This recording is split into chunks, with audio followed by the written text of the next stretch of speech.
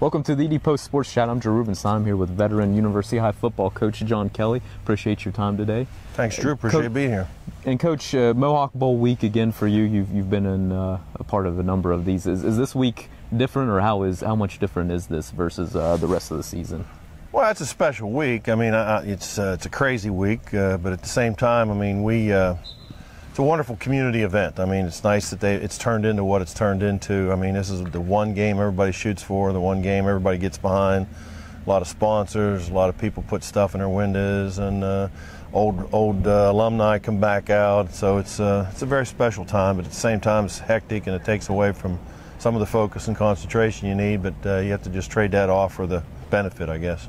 Absolutely, and I guess just kind of looking at the makeup of this game and series, was at Mountaineer Field for a while.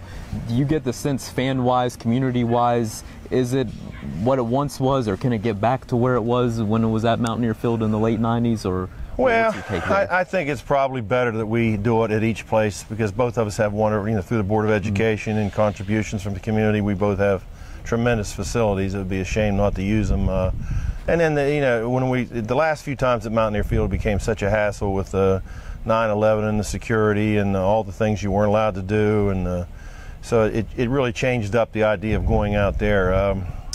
I would say most of the games recently, both stadiums can hold the crowd, so it's not necessarily a benefit to go out there. Looking at your team, returned quite a few key starters and stars, obviously looking to avenge right off the bat the game against Lewis County, and you guys did.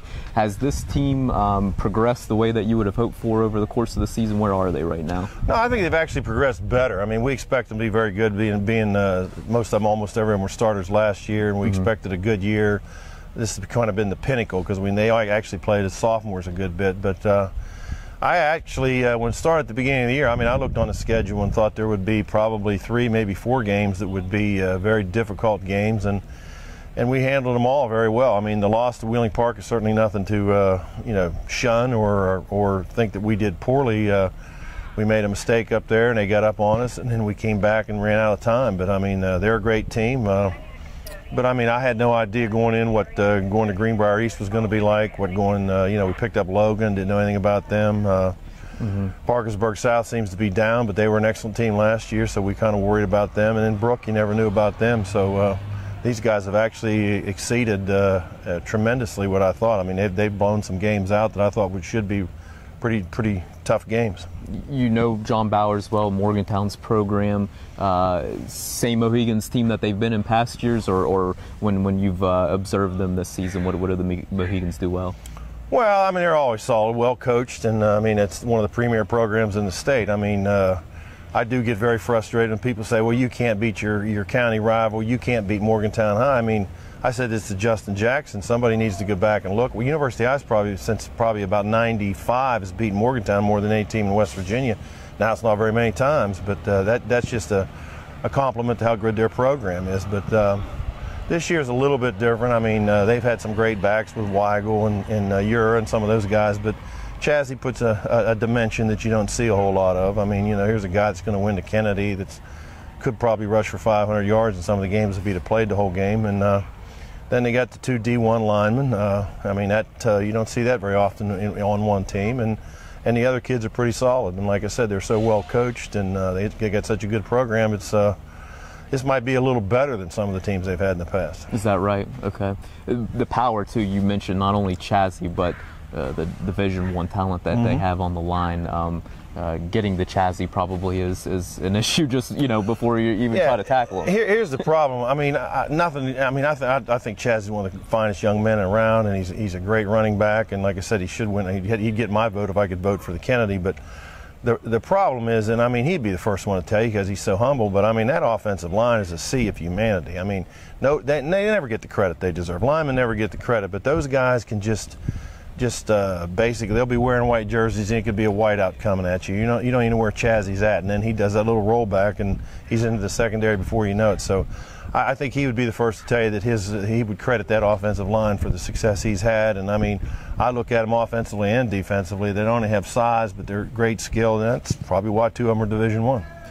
Speaking to MHS coach and players earlier in the week, the one thing that they mentioned about your team is the team speed, and it looks like it could be a matchup of power versus speed. What are some of the keys to the game that you see on Friday night? Well, last year they were able to just grind on us. I mean, they got the ball and controlled it and controlled it and controlled it and just drove it right down our throat and scored, and then they'd get it back and do the same thing. You know, turnovers are always big, but I mean, I would imagine that they're probably correct. Our speed is probably, I would say, probably equal to Wheeling Park's speed, which gave them some trouble. And Martinsburg, you know, I don't know anything about Martinsburg, but I bet they have great team speed too. So, I mean, it is what I told my kids. You can't play any bigger than you are, and you can't jump higher than you have been. You can't run faster than you have been. You just have to keep doing what you've been doing. I hope it doesn't get into a power versus speed thing. I just hope speed gives them problems in space. Last one for you. You mentioned kind of the history with Morgantown High that you have. There's a lot kind of riding on this game. Obviously, conference title implications. Both teams are in the playoffs, but in terms of home seed, that stuff is on the line here as well. You also have a crop of players that haven't beaten Morgantown High. Do you use that as extra motivation, or do you really need anyone you face Morgantown?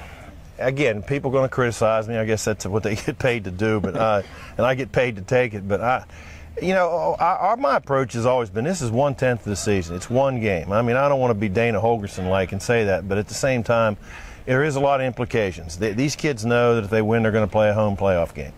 They also know if they lose, they're going to be probably 10th and have to go on the road. They also know that the track is involved. The OVAC standings are involved. They know what's involved. I don't have to say anything to them. They all read the paper, and they all, you know, look on the message boards, and they know what's going on. And of course, they talk to their friends over at Morgantown High, so everybody knows what's going on. That's not the reason we need to beat them. We need to beat them simply because, you know, they're a premier program. You do it, and like I said, it's a freebie. You get to play a playoff game against a premier program that you know you have to go through to get the state title. And if you win, it's tremendous, and you go into the playoffs with a lot of confidence. If you lose, you know, you get a freebie because you still get to get in the playoffs and try it. But I mean, this is a great measuring stick against, like I said, one of the top programs in the state and some great football players. And I just want to approach it that way. I don't like that extra motivation and all the special things that go on. Let's just treat it like it is. One game. These kids are pretty smart, and they'll figure it out. Absolutely. It should be a fun one. And Coach Kelley, wish you the best of luck and appreciate your time. Thanks, Drew. Appreciate it a lot. All right, thanks.